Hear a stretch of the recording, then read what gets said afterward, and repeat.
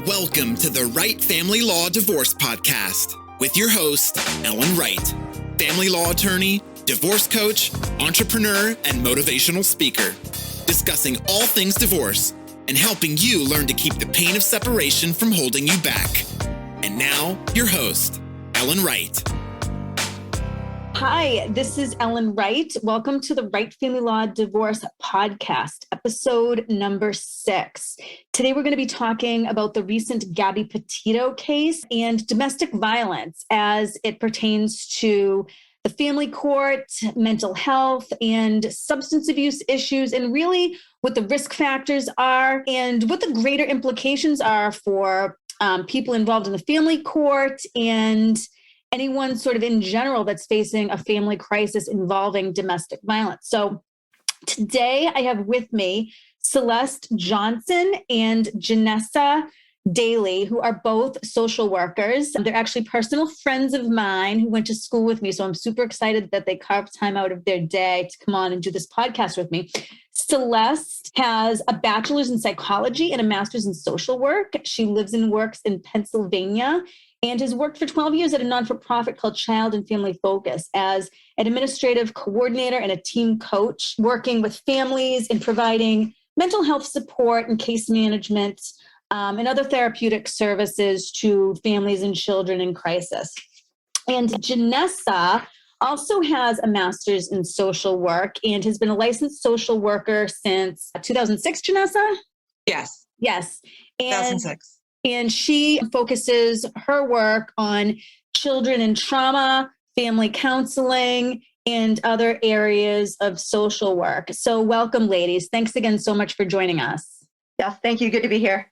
Awesome. So I just want to start off by talking a little bit about this Gabby Petito case. I mean, it's so crazy. It shares a lot of similarities with these cases we've seen over the decades. There was the 1990 Charles and Carol Stewart case where Charles Stewart murdered his wife. I remember when we were in school, I remember hearing about it. All the adults were talking about it. It was like this thing. And it was just so scary because that even had like racial implications, right? They had, accused this Black man of doing it. And all of the while, Charles Stewart, we know, murdered his wife. And then, of course, in 2002, we had Laci Peterson. And I think Scott Peterson is still trying to get out of jail. I don't know. Last I checked the news, it was like up on appeal or something. Yeah. Super tragic, right? I mean, here this woman is pregnant. He was cheating on her. And then we just saw how the whole thing just played out in the news. And now here we are, almost 20 years later, and there's this Gabby Petito case. And this poor girl, I mean, she's so pretty, she seemed to be just like a free spirit. And here this guy, Brian Laundrie, I mean, he's still evading authorities. To date, he hasn't really been caught. I mean, I think they're looking for him for credit card fraud right now. But by and large, I mean, people tend to believe, he did it. I mean, there's no sort of real question in anyone's mind that he's fleeing the authorities for obvious reasons here. But, I think that in these cases, you look at Carol Stewart, Laci Peterson, Gabby Petito, they're not what we would think of as people who would be the likely victims of domestic violence, right? There weren't any substance abuse issues. There wasn't a whole ton of police involvement. They came from upper middle class families.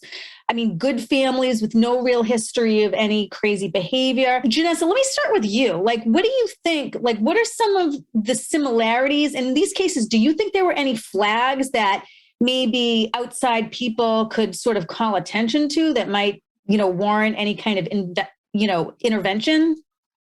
Well, one thing that's really difficult with domestic violence, and anybody can be a victim, it doesn't really matter, color, skin color, socioeconomic status, or anything like that. Oftentimes the family that looks like the perfect family or the wonderful husband who's treating his wife so wonderfully has something going on behind closed doors that we don't know about. And that's because secrecy is so huge in domestic violence. And it's a secret that not only the perpetrator keeps, but the victim keeps. For many, many reasons. Fear, embarrassment, lots of different reasons. So you don't always see the symptoms and the signs, which is why it can be very difficult for outside people to know what's going on. I think that a lot of times it takes a very, very trained person to be able to see the signs and symptoms, because one of the most common behaviors for a victim is to deny, apologize for the person, hide what's really going on. So, I don't think there's enough training going on with first responders and teachers and things like that. However, they can only learn so much about it. I think sometimes maybe we have to start bringing people in with the first responders, bring maybe a person who knows what they're doing, who their background is in domestic violence, to pick up some of these signs, because they're really hard to pick up. And there's a lot of times a history of domestic violence and abuse in the family of the perpetrator or of the victim that nobody knows about either, because that was a secret. And domestic violence and abuse is very cyclical. So it's such a hard thing to figure out. Let me ask you this. So in the Gabby Petito case, right, they were stopped on August 12th by the police. And if you remember in all of the news coverage, Gabby is crying, she's taking a lot of the blame upon herself, Brian Laundrie sort of smooth talking the police a little bit, sort of playing, Joe Cool, dancing around the larger issue where Gabby's sitting there in the back of the car, clearly in crisis. Do you think the police acted appropriately? There's been, I think the public at large sort of thinks like they did what they did based on the information they had at the time. But then there are those who think that, they should have taken further steps. They should have made an arrest. What are your thoughts on that? My thoughts are that when you first look at it, and when I first looked at it, my immediate emotion was anger. Why didn't they catch this? Why didn't they see this? The signs were there. But the signs were there because I know what the signs look like, because I've been trained. So, when she was making excuses and apologizing and taking back what she had said originally about him hitting her and saying that it was her fault, taking the blame. These are very common behaviors, but somebody who doesn't know enough about this would say, this is face value, what I'm seeing. She's saying she's okay. She's saying she's not harmed. He's the one with scratches. Well, he had scratches likely because she maybe tried to fight him off a little bit. And also sometimes both partners do, hit each other. But what happens is the victim is the one who ends up in the end being harmed, the most, and sometimes killed. And I feel like at first I thought, yes, I can't believe these guys didn't stop this. She could be alive right now. But at the same time, they had to go with what they had. And sadly, another common characteristic of perpetrators are that they are smooth talking and they are likable and they are gregarious and people want to talk to them and be their friend. But behind closed doors with that person that is their victim, they are completely different. So these guys saw this friendly guy. They didn't see an angry monster. So they didn't know. And I sometimes feel that if we had the resources in this country, which we don't right now, but if we had them, to have a domestic violence counselor or an advocate go out on calls like this, to be there, to advise, maybe we would catch more things. But that's in an ideal world. That costs a lot of money. That takes a lot of, hiring of people to do that. Police forces hiring advocates to come with them, but it could save lives. So that's where I stand with that whole thing. Right. Well, Domestic Violence Awareness Month is actually October. And we know that domestic violence has been, and it continues to be, a serious problem in the United States. And it's underreported. I mean, we know statistically speaking, almost 25% of women and 8% of men said at one point in their lives they've been raped and or physically assaulted by a current or former spouse, a cohabitating partner, or dating partner. And this data is according to the U.S. Department of Justice.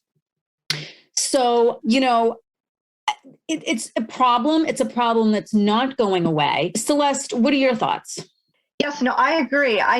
What I want to add, just in terms of just the situations that have happened, that you're talking about from recently and with Gabby Petito and others, it's often about control. So we look at it as sometimes exclusively an anger issue, which of course the anger issue is there. There's the aggression. There's the fact that it's violence, but it's about control. And some of the things that we're looking for are more about who is most vulnerable in the relationship. That's really where we want to look. When we're looking at different signs and how to prevent things, it's who appears to be the one that is more timid versus the one that is the calm one versus the one who is able to create a certain scenario that looks okay. So that's such a big factor in determining how we're going to solve them and be able to see what's going on. So a lot of those situations, looking at those factors of the person that does not have the voice, they're not able to speak. And I know, in the family court arena, what we see pretty frequently in the domestic violence type of cases where there's a divorce going on or there's a complaint for custody or support, a lot of times the perpetrator will use the children as leverage against the victim. So if you leave me, I'm taking the kids. Or you want to report this to the police? Okay, well, I'm going to make allegations against you to the police about what you did to the kids. Or, they might invent allegations. They may use the kids as just a coercion tool to manipulate the case and threaten the victim into thinking that, the judge isn't going to like you. I'm going to convince, the lawyers that you're the real problem in this relationship. So it can really spiral. And for the victim on the receiving end, it's pretty scary. As an attorney, I can kind of sit here and say, well, okay, well, this should be pretty easy to refute because you've got, you might have some police reports, you might have some collaterals who would rebut any of these allegations, right? So from where I sit, I'm like, well, this person, if they want to sort of concoct these allegations against you, I can tell you with a fair amount of confidence that it's probably not going to go very far, right? But when you're sitting there and you're the one in the situation and you're the one constantly being threatened and manipulated and coerced, you're scared, And I think what is really hard for the domestic violence victims is they genuinely want to protect their kids, and they're caught in this catch-22 where it's like just this counterproductive cycle. The more I feed my perpetrator, the worse the situation is getting. I'm creating a problem that's more long-term for short-term comfort, So the problems just go on and on. Jenessa, what do you think?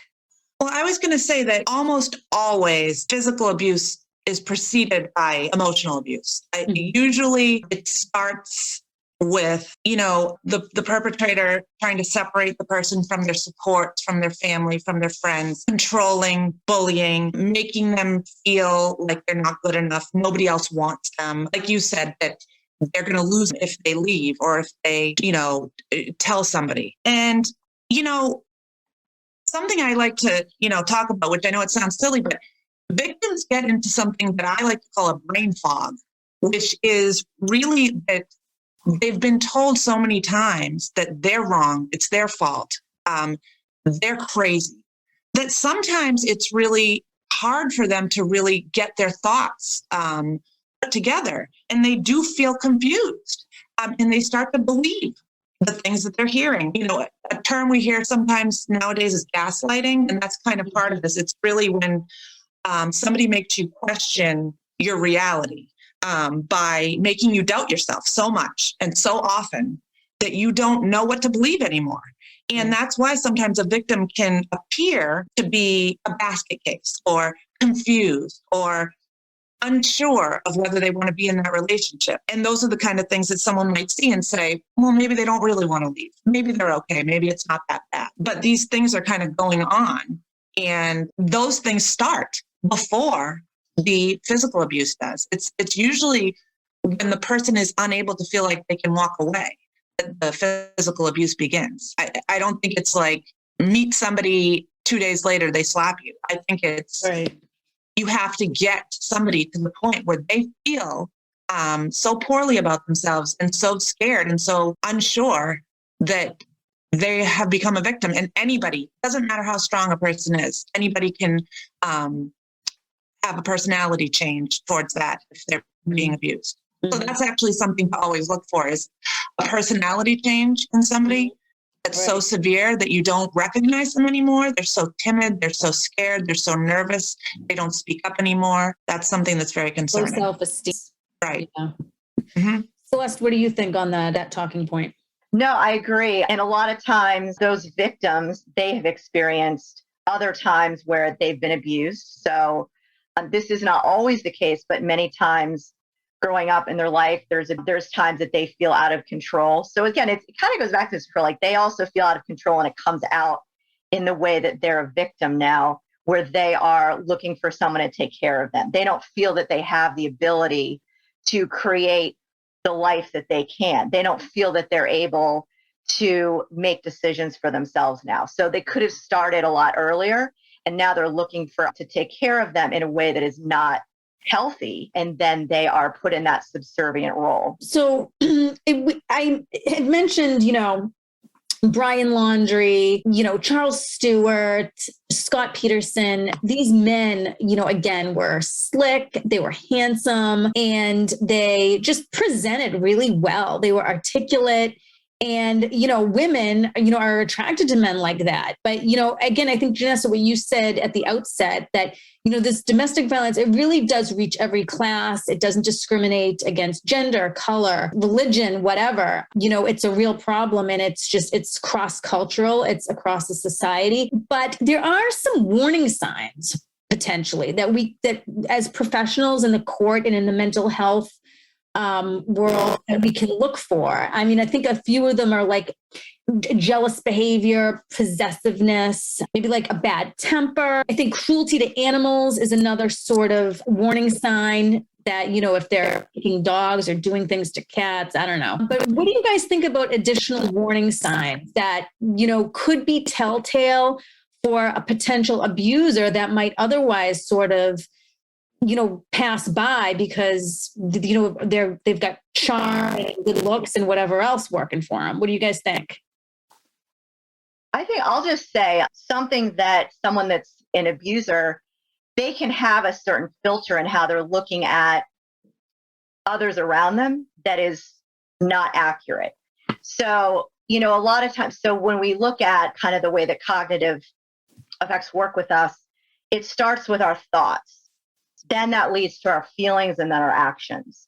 And so a lot of abusers, they can actually have like almost a level of paranoia of, oh, well, this person isn't going to love me if they go, if they go to work or they're with their friends, they're not going to care about me. It can become this very extreme, exaggerated sense that they're not, they can't have a partner that's going to be with them.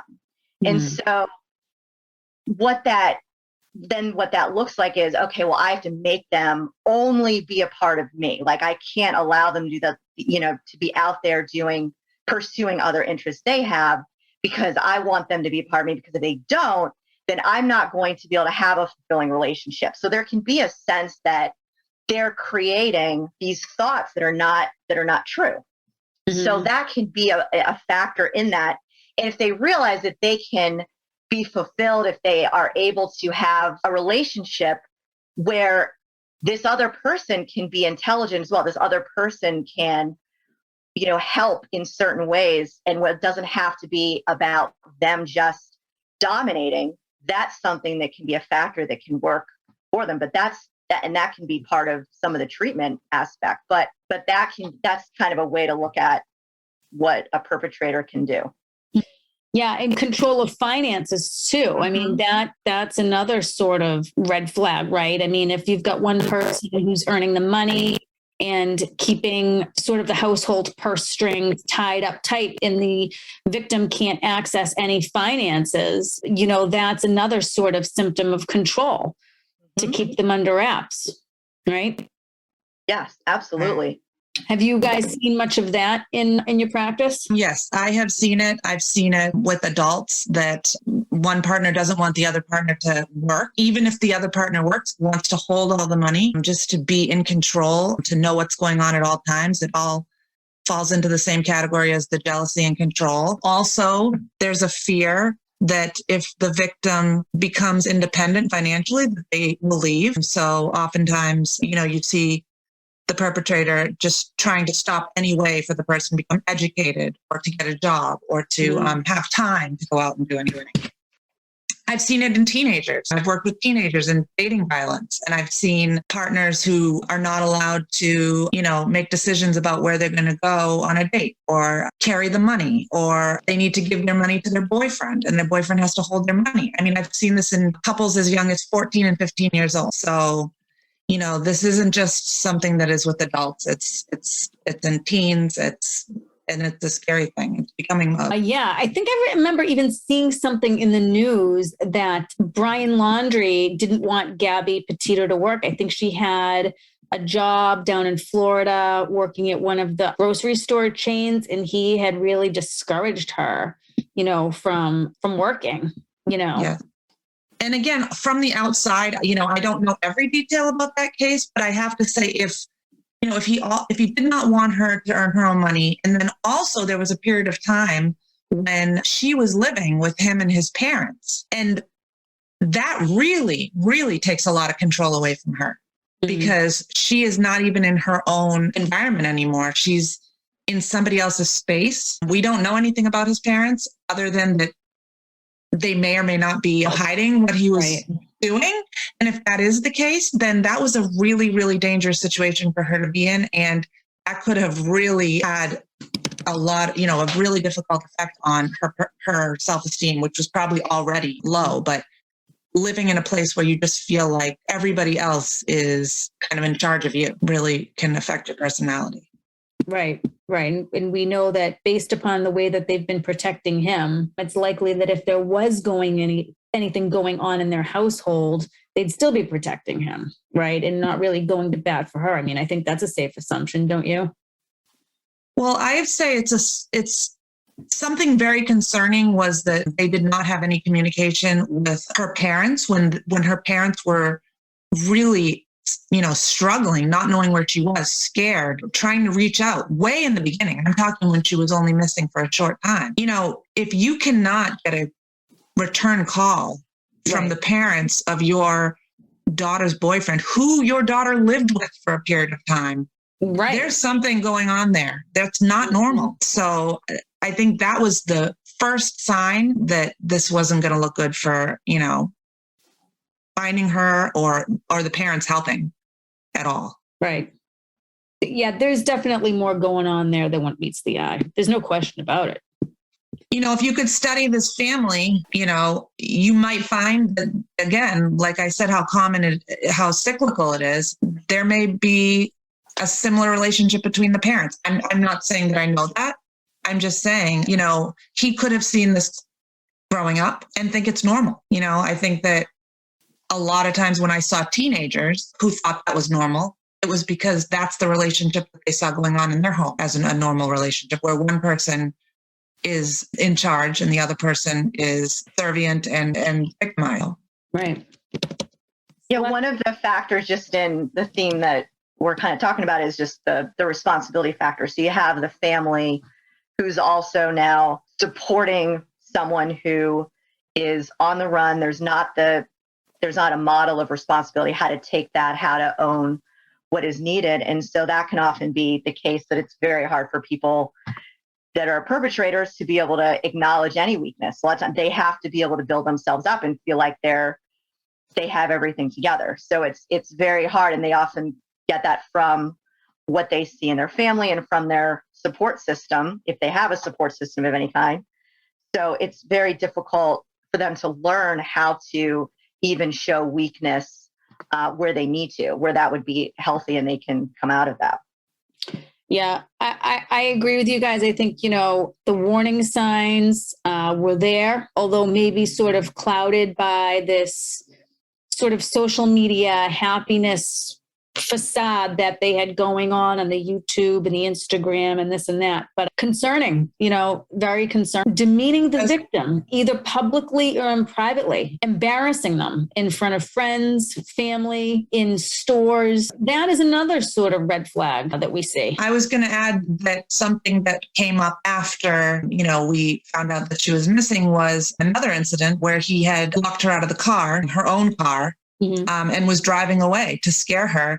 and humiliate her and embarrass her and make her feel that he could do anything. He could leave her there. So, that's a warning sign too, is making someone feel unsafe in the environment that they're in. Purpose to scare them.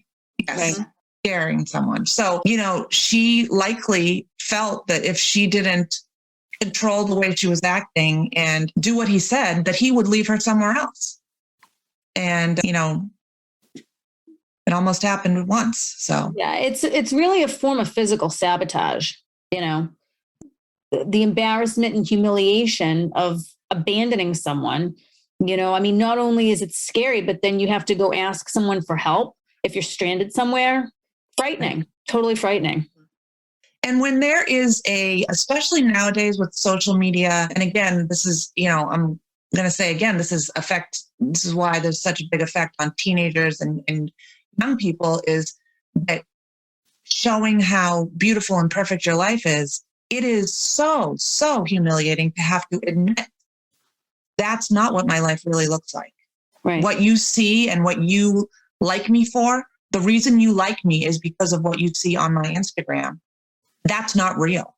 Right. So again, that feeds into the secrecy. Don't tell anybody what's really going on. She probably didn't tell anybody. And she probably didn't want her parents to know what was going on either, because then you start to have guilt about worrying your family. Right. So there's just so many layers to it. Right. And they were in New York too. She was in Florida and then they're traveling across the country. So, we know that she was in touch with her mother pretty frequently, but it's not the same as, seeing the person, being able to read their facial, expressions, seeing how they're acting. I'm sure her mother knew her really well as a person and might have been able to get glimpses of what was going on if she could have actually physically observed her behavior rather than having this long distance phone call. Right. Yeah, it's interesting because the one video that the world has that shows something different is the video of when the police were called by the person that had said that he had witnessed him slapping her. And you see her crying, and I was watching, one of the programs I saw about it, and they commented, this is the video that they didn't want that she wouldn't have wanted anyone to see. This is the video of her crying. And it gives, if we didn't have that, we would only have the videos of them laughing and having fun together. And we would have this whole perfect view. And then also, of course, knowing this outcome. But we do really have this video. So it's very telling to be able to see, one snapshot of something that shows that. Right. And the thing is that we have to remember is that when you're looking at a relationship that has domestic violence or abuse in it, are there wonderful times when the people are happy and they're gentle with each other and loving? Yes, sometimes there are. There are good times. It's not to say that every single video that they posted on Instagram was fake. I'm sure they were happy at times, but they only posted the happy things, and those were probably real. But the sad things, when he was doing whatever he was doing to abuse her or humiliate her, we didn't see. And that's another thing, is that victims stay because they remember and think of the really good, wonderful times and the wonderful things the person did for them and the way the person made them feel when they made them feel good. And they try to block out and push out the way they felt when they were hurt. And that contributes to why, we always hear, why do they stay? Why does someone stay? Why don't you just leave? It's not that easy. Right. The emotional component ties in just as strong to the physical component. And then if you have kids, we know Gabby Petito didn't, but if you have kids in the mix, that's just another complicating factor. I remember when I took my guardian ad litem training with the Massachusetts trial court, one of the exercises that they had us do for the domestic violence training was they had us sort of stand in the shoes of a domestic violence victim to experience what it would be like to have a limited amount of resources and a very limited amount of choices to make with what you have. So we were sort of given like Monopoly money, right? So you maybe have $300 and you're presented with a whole series of choices, not many, but these are your options. Do you pay of the money you have? Do you pay $100 a night to stay in a hotel, knowing that that money is eventually going to run out? Do you use that money to pay for transportation out of state? Do you keep those funds or try to borrow more from a friend or family member to sort of get together a more long-term plan? But with every choice you make, because of the limited resources, it's always sort of a dead end choice. The key is, and I know at the end of the show, you guys are going to give me sort of a list of resources, both in Massachusetts and Celeste, you're in Pennsylvania.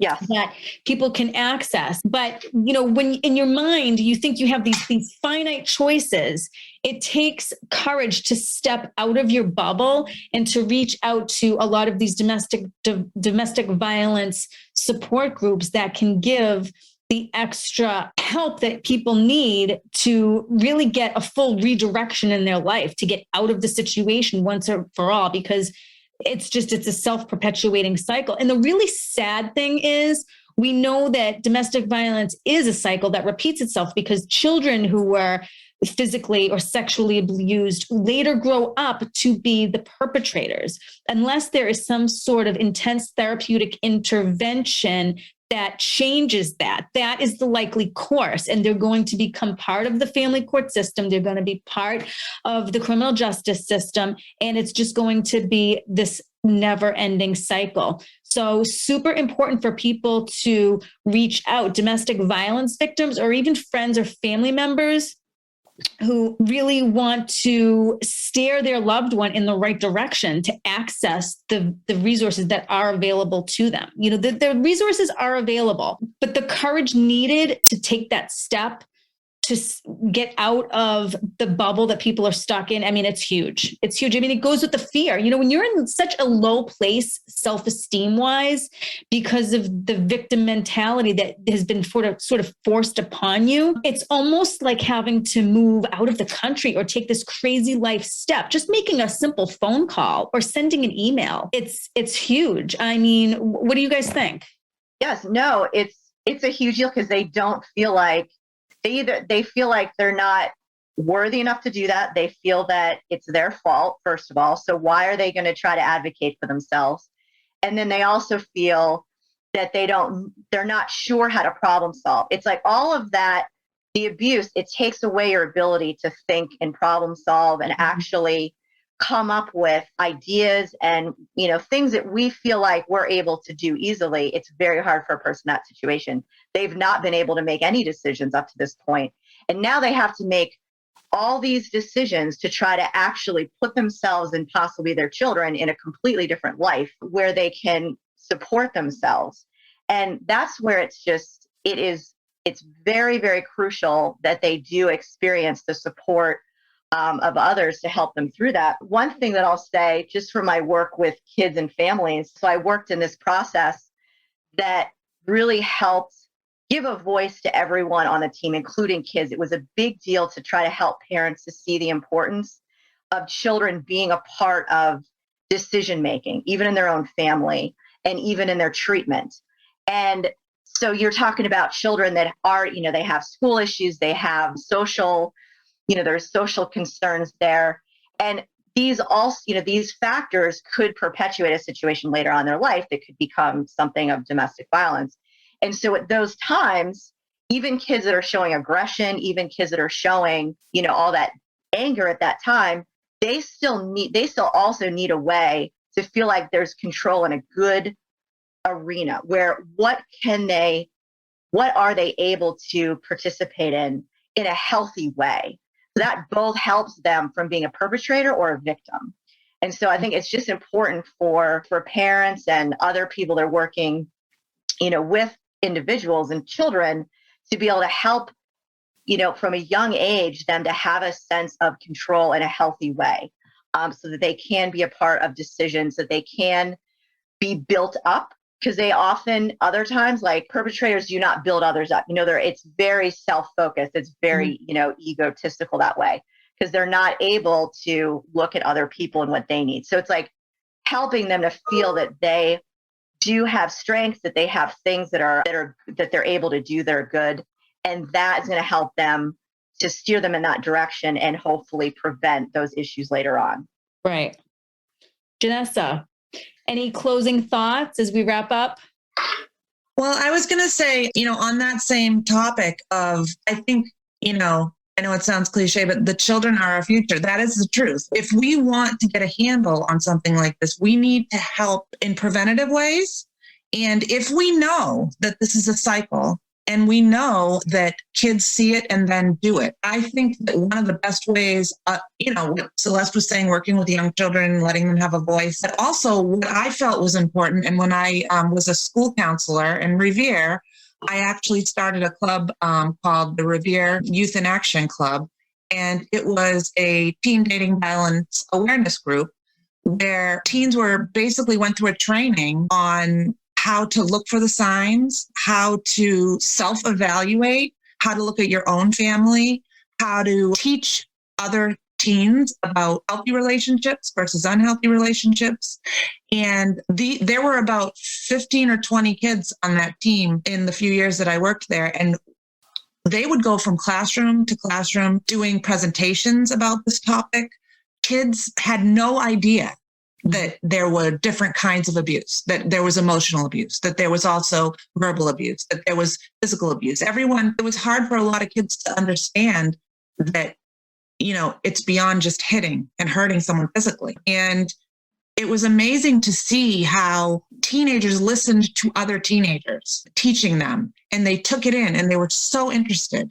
And I feel like those teenagers who learned and who were advocating and who were there in the school to make other kids feel safer, they actually had lots of students come to them and ask for help, because it was an environment in the school of your peers are here to help you. Your peers are here to tell you that it's okay and that you're safe and we're going to do something for you. And I just feel like I haven't seen that in a lot of different arenas. I think we have to start educating younger people more about this, because after a certain point, when you're an adult and you're doing it already and it's part of your lifestyle and it's part of your behavior to be a perpetrator and to be a control person, it's too late then. Right. The window's closed. I think we really is closed. I think we have to start thinking about how do we have more of a campaign towards healthy relationships at young ages, and how to spot it, how to help, how to be a support person, etc. I think you could even start in middle school with it. Right.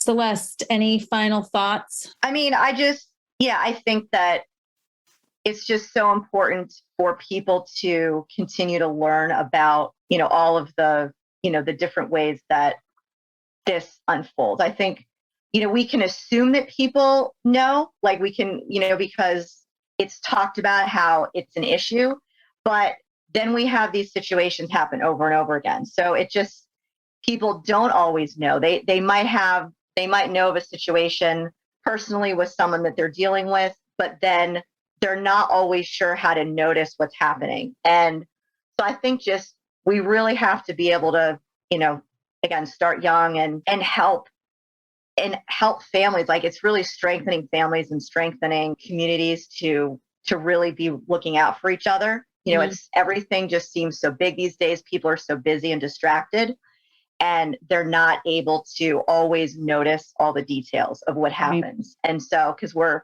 just in our own lives, we just go from one thing to the next. And so it's just such a fast-paced society, but that's where we're going to stop that. Right. Educate. Mm-hmm. That's the key. All right. Thank you so much, Celeste and Jenessa, for joining me today. And I want to remind all of our listeners that Jenessa and Celeste are going to be providing me with the resources that are going to be contained in the show notes with super helpful links and information for any domestic violence victims or people who are close to or involved with domestic violence victims. So please make sure to check those out. And thank you again so much, you guys. I'll see you again next time on the Right Family Law Divorce Podcast. Thanks for joining us today. Remember, the Right Family Law Divorce Podcast is not legal, financial, or tax advice, nor should it be construed as such. We recommend that you consult a qualified legal or tax professional before making any decisions about any of the topics discussed in our broadcast. If you enjoyed this episode and you'd like to help support the podcast, Please subscribe. To catch all the latest from the Wright Family Law Group, sign up for our email list and newsletter on our website at wrightfamilylawgroup.com. Thanks again, and we'll see you next time.